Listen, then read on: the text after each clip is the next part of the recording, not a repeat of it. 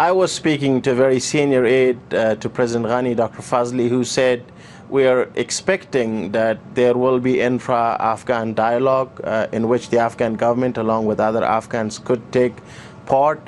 But as you rightly say, it's the Americans making major headways with the Taliban over the last several months. The significance this time is that Mullah Biradar is someone who was the co-founder of the Taliban movement. He was a close friend of Mullah Omar's, and he is also traveling with Mullah Omar's brother, Mullah Manan, and many other senior Taliban leaders.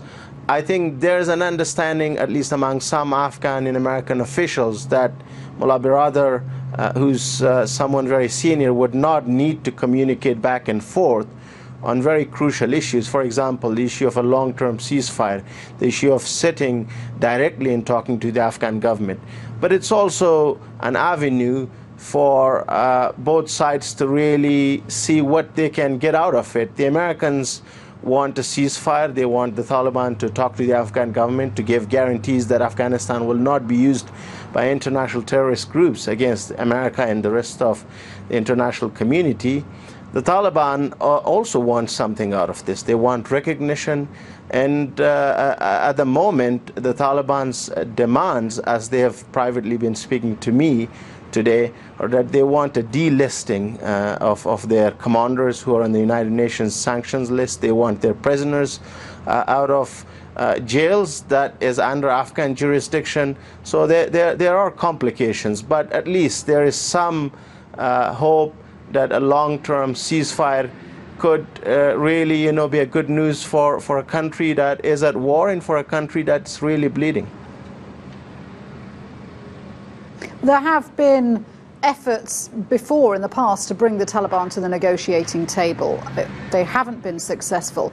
Is there real optimism that this time something could be achieved? And does Mullah Biradar speak for the whole of the Taliban in these negotiations?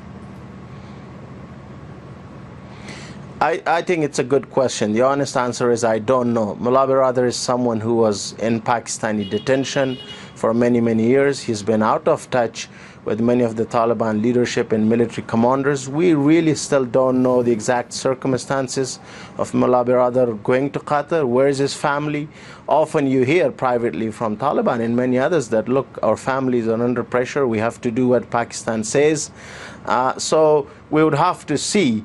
But there's also this practical reality that if the Taliban wants their prisoners released, they are being held by the Afghan government. So they would have to talk to the Afghan government. And the Taliban have always said, if government sends representation with other groups of Afghan, what they call an intra-Afghan dialogue, we will have no problem.